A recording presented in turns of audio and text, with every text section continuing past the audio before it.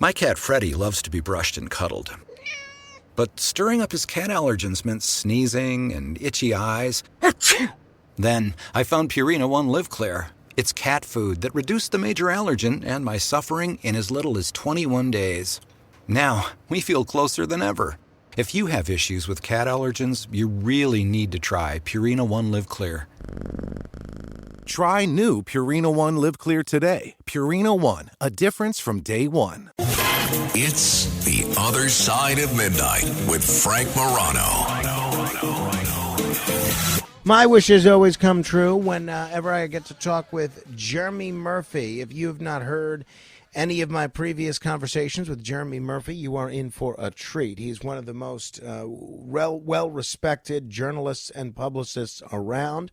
Founder of 360 Bespoke, which is a respected boutique PR agency, and author of several books, both hilarious. One called F Off Chloe, which should be required reading by anyone in any workplace that has to work with a millennial or a Gen Zer.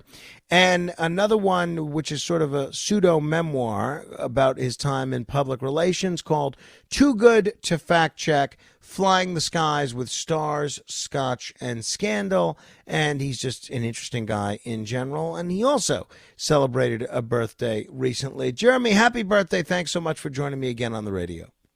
Thank you. I turned the big 5-0, so I'm feeling it. So did you sign up for your AARP membership? No, but, they keep sending me catalogs, and I'm very offended because it's like, 50 is not retirement. I'm going to be working till I'm 90, so, There's such great deals, though. I think it's worth it just to join just for the discounts. Well, that's something to consider.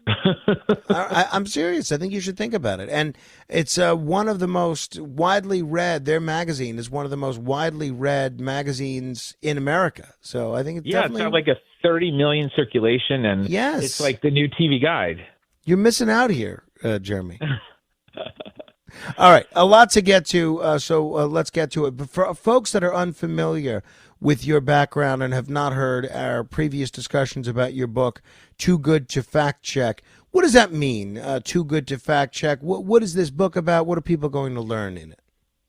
So the book is basically about, I spent 10 years as the editor of a celebrity magazine at CBS, and it's all the stories of me with stars and exotic destinations.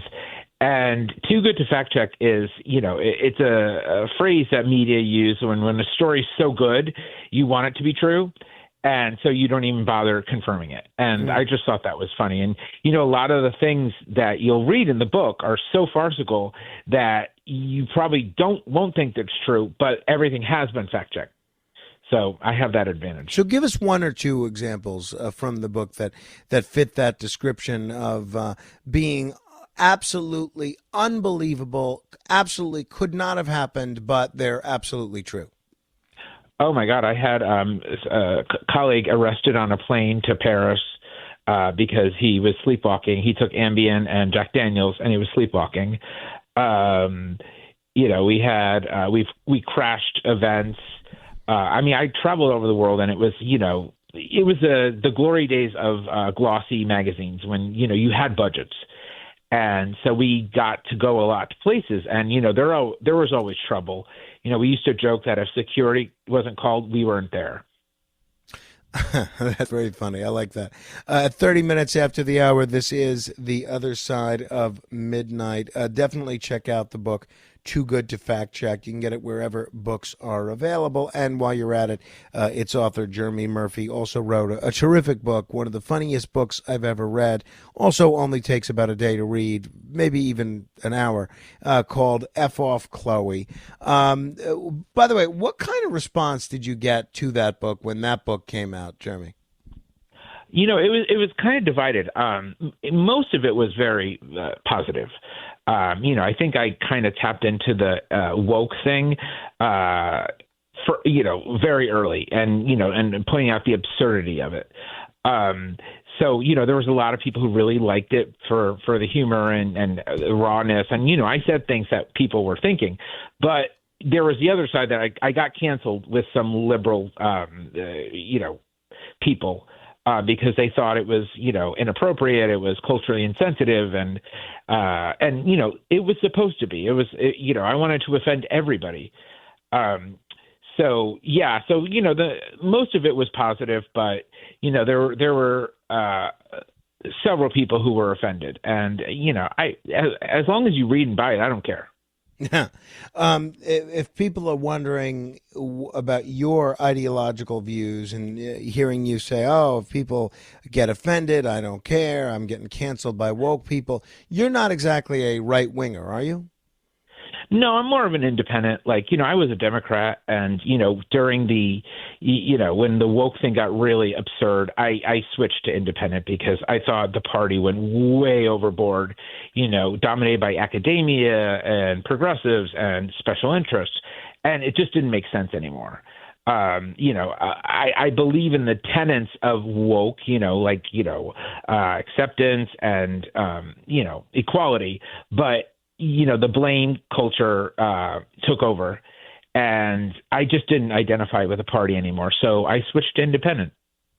Yeah, I was an independent for a long time, and it's not a bad place to be. That is for sure. All right, a lot to get to, and I guess maybe since you mentioned wokeness and the ideological drift of the modern Democratic Party, let's talk about what's going on at MSNBC. It looks like they're having a very difficult time. You have, with the exception of Rachel Maddow, not a lot of shows that are getting great ratings. You have their anchor show in the morning, Morning Joe, basically extending an olive branch to President Trump, and in spite of the fact that during the campaign would not be unusual to hear them make references to him being Hitlerian or a totalitarian or a threat to democracy. Once President Trump got elected, they were eager to meet with him and have a relationship with him, which if he was genuinely a threat to democracy or Hitlerian, you wouldn't exactly expect them to be that friendly with him. What exactly is going on at MSNBC from your perspective, Jeremy? Well, there's a reason why the parent company is selling it. NBC is taking, their cable assets like, USA and Sci-Fi and MSNBC, CNBC, and they're going to spin it off, into its own company. And they want those off the books because, cable is not the profit maker it used to be. It's actually a drain on companies now because of cord cutting. And so MSNBC in particular, they are so aligned with NBC News, which, is part of the network, and that is going to be severed. So, they're going to be out in the wilderness on their own. And, people are freaking out. And, and they're still also, the hangover from last year's election, is still there. They lost a lot of viewers, and they're trying to get them back. I mean, the network is a mess. It's showing its age, and they're getting rid of some of their, some of their faces. I think it's a transition. I don't know how they exist on their own because they were so tied to NBC and NBC News, and you can spread costs between both of them and share resources and reporters. And I don't know how that's going to shape out. So it's a question.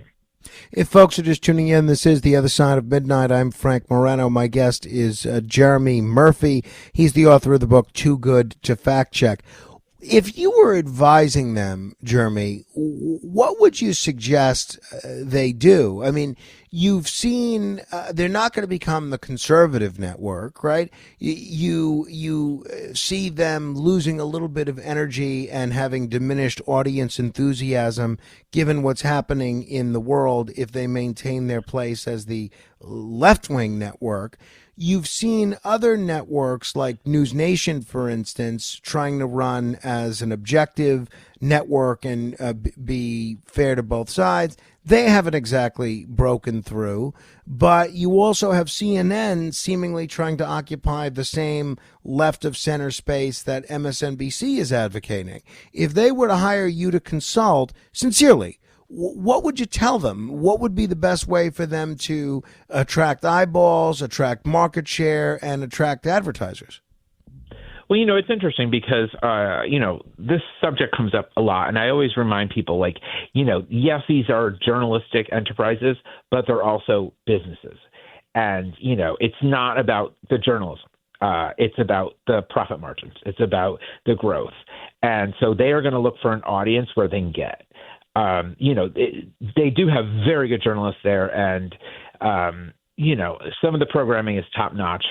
They're going to have to find the audience. And, I don't think the audience that they relied on is there. So they're going to really have to find new territory and identify people who aren't being served.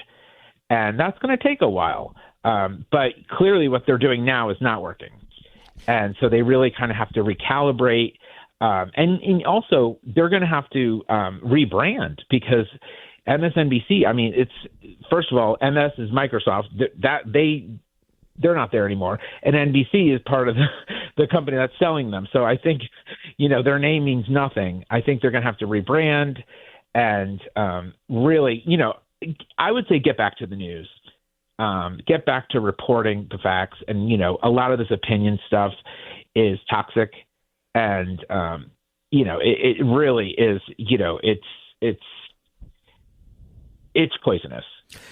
So well, yeah, I would say get back to the news. Well, yeah, it sounds like good advice. It doesn't sound like they could be doing much worse than they're doing now. Before you jumped on board, I was talking about the 24-hour speech that Cory Booker gave, a new Senate record, over 24 hours. What did you make of that? He clearly did this for publicity purposes and to position him to be in a good place to potentially run for president in 2028. How do you think that's going to shake out, Jeremy? Well, he never got over Obama stealing the spotlight. He is just kind of like a second rate. I think it was a publicity stunt, and no one's taking it seriously. No one's listened. C-SPAN probably turned it off. I don't think it's of any consequence. It was just a publicity stunt, and I don't think anybody listened. So it's a one-day story. So it's over. This is not going to be successful in making him on everybody's short list for 2028. Not at all. He's had the opportunity. He was a rising star years ago, and no one chose him. So, and he always has that deer in headlights look. I don't, he might be effective, in the day-to-day, policy and all that stuff. But in terms of presence and in terms of profile, I don't think people are going to, celebrate him. I don't think people are going to he's not going to get the kind of crowds that Obama got, that Trump gets. He's just not that level. Your snacking routine can get a little dull. Time for an Oikos remix. Like a crunchy storm of sea salt praline pretzels, dark chocolate, and butter toffee, showering down into a smooth, creamy yogurt. Enjoy 3 Oikos Remix varieties with epic mix-ins and 11 grams of complete protein per 4.5-ounce serving. See RemixYogurt.com. I'm Cindy Lauper with fellow Cosentix advocate, Chef Michelle Bernstein. We'll share our experiences with plaque psoriasis, with psoriatic arthritis, and Dr. Panica will talk about the possible connection. Cosentix secukinumab is prescribed for adults with moderate to severe plaque psoriasis 300 milligram dose and adults with active psoriatic arthritis 150 milligram dose. Don't use if you're allergic to Cosentix. Before starting, get checked for tuberculosis. An increased risk of infections and lowered ability to fight them may occur, like tuberculosis or other serious bacterial, fungal, or viral infections. Some are fatal. Tell your doctor if you have an infection or symptoms like fevers, sweats, chills, muscle aches, or cough. had a vaccine or plan to, or if inflammatory bowel disease symptoms develop or worsen. Serious allergic reactions and severe eczema-like skin reactions may occur. Learn more at 1-844-COSENTIX or Cosentix.com/Cindy. This podcast is supported by Progressive, a leader in RV insurance. RVs are for sharing adventures with family, friends, and even your pets. So if you bring your cats and dogs along for the ride, you'll want Progressive RV insurance. They protect your cats and dogs like family by offering up to $1,000 in optional coverage for vet bills in case of an RV accident, making it a great companion for the responsible pet owner who loves to travel. See Progressive's other benefits and more when you quote RV insurance at Progressive.com today. Progressive Casualty Insurance Company and Affiliates. Pet injuries and additional coverage and subject to policy terms. Hi, this is Javon, your Blinds.com design consultant. Oh, wow. A real person. Yep. I'm here to help with everything from selecting the perfect window treatments to... Well, I've got a complicated project. No problem. I can even help schedule a professional measure and install. We can also send you samples fast and free. I just might have to do more. Whatever you need. So the first room we're looking at is for... Shop Blinds.com now and get up to 50% off with minimum purchase. Blinds.com. Rules and restrictions may apply. Interesting. Well, it'll be interesting to see where it goes, that's for sure. All right. One of the changes we've seen from the first Trump administration to the second Trump administration is, whereas there was overt hostility from a lot of the big tech companies and big business in general, those very same companies seem either agnostic towards Trump this time around or openly friendly. I'm talking about Elon Musk and Twitter, talking about Mark Zuckerberg and Facebook, talking about Jeff Bezos, who in addition to controlling the Washington Post was the founder of Amazon. What's different this time around? Why is the tech community, why are all these tech moguls being friendly with him now, whereas during the last Trump administration, they didn't want anything to do with them? Well, I think, and this is not a political statement, but everybody knows Trump is transactional.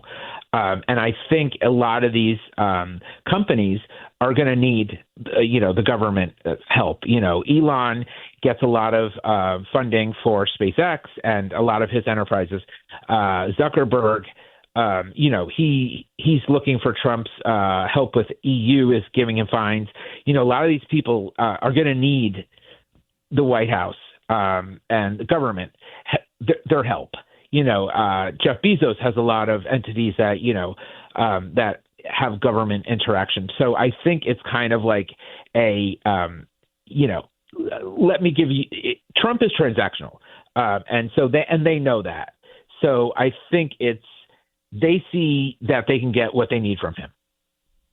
Yeah, I think you're very astute. I think that's right on the money. I guess the question is what form that takes in terms of what they need from him and what Trump is prepared to bargain away. And obviously Musk seems like he's in a little bit of a different category because, Trump's made him so integral to everything he's doing. Do you think that bromance lasts, Jeremy, or does that get broken up down the line? Oh, that gets broken up. Trump is a one-ring circus, and he has to have the spotlight. And the only reason Elon's still there is for the money. Because Elon, donates a lot, and if Elon was not the richest man in the world, he would have been tossed out months ago. So I don't see that ending well because they're both attention, seekers, and Trump cannot share the stage. So I think it's going to end pretty bitterly. What'd you do for your birthday? Anything? I stayed home and watched Netflix. What's on Netflix that we should check out? Oh my God, there's so much. I watched The Diplomat, and then I watched. There's so many of these streaming channels. Apple Plus and Max and Hulu, and I could get into a wormhole and not leave my apartment for a month. Right. I feel like I don't watch a lot of it, but I feel like I easily could. I feel like I keep a list of shows on my phone that I'm going to watch when I'm either independently wealthy or unemployed, and I can just stay in for in perpetuity. I don't think it would be a struggle at all. I mean, I hear all these stories about people that during COVID that they were depressed and everything. And all I could think of, these must be the people that had no streaming platforms because there's so much good stuff to watch. And, it's funny because I have like 7 of them. And every time I want to cancel one of them, they premiere a show that I have to watch. And so then I'm like, oh, I can't do that. But, between all 7, I can always find something. And, it could be an old movie. And, the true crime stuff is very addictive. They're spending so much on scripted programming. Hulu had something called Paradise. I don't know if you saw that. I heard about it. My stepmother was telling me about it. It sounds really terrific. Mind-blowing. I was shocked how good it was. Paramount Plus has something called Mobland that just premiered. That was fantastic. Peacock had The Jackal. Every time I just want to just I don't want to give you $20 a month.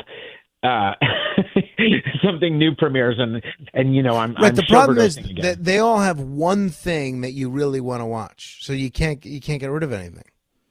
Yeah, and Netflix. I mean, Netflix is probably the most consistent, but their recommendations drive me crazy. It's like, no, I don't want to see a Bruce Willis movie. No, I don't want to see a Sylvester Stallone movie. No, I don't want to see a Nicolas Cage movie. Like the movies they recommend, I watch. I'm like, they really have a low opinion of me. I would never watch these movies. That's very funny. All right. Speaking of some celebrities, you share a lot of stories in the book, Too Good to Fact Check, stories of hobnobbing with LL Cool J, Neil Patrick Harris, Juliana Margulies.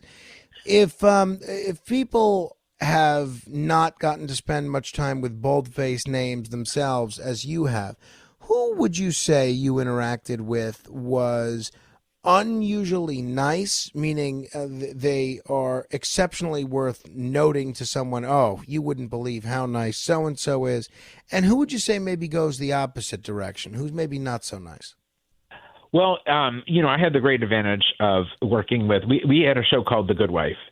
And, the cast was stellar. Juliana Margulies, Christine Baranski, Matt Zuckery, Archie Punjabi. I mean, world-class cast. And I got to basically travel with all of them. And they were just so nice and decent and kind and collaborative. And I loved this show was brilliant. And meeting the people who brought the characters to life and finding out that they're really fun people was great. On the flip side, and, I write about it in the book, Lucy Liu was like, a wet blanket. And I don't think that's surprising to anybody. She was just pretty hostile. And, at some point, it's the life is too short thing rule. I don't want to, we didn't want to hang out. We didn't want to do stuff with people who are difficult because there were many others you can choose. LL Cool J was nice, but he had an entourage, and it was very labor intensive and exhausting.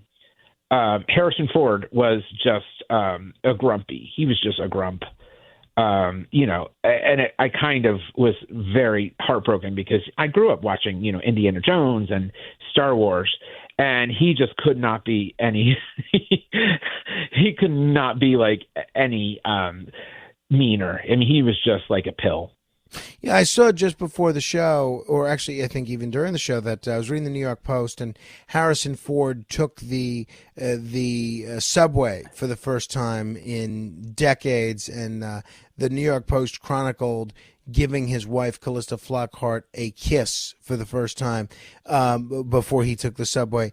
When there's a story like that, is that planted by the celebrity themselves, or is that planted by someone else? I mean, I don't think anybody thinks that a reporter just happens to see Harrison Ford kissing Callista Flockhart and they happen to learn that it's him riding the subway for the first time. How does that work? 100%. Yeah. 100%. Some celebrity planted it, they called the reporter, told them where. That does not happen by accident. And he's probably got a movie coming out, or she's got a movie coming out. First of all, these people do not ride the subway. I mean, come on. So someone's got, a big project to promote, and a publicist has their fingerprints on that. I mean, it's just kind of farcical to think that, the New York Post just randomly found that. Yeah, I would imagine. So, Jeremy, I appreciate the time as always. I hope people check out the book, Too Good to Fact Check, and I'll look forward to our next interaction. Absolutely. Thank you for having me. Thank you, Jeremy Murphy. If you want to comment on any portion of our discussion, you could certainly do so. Our phone number is, my phone number is 646-720-0635. That's 1-646-720-0635.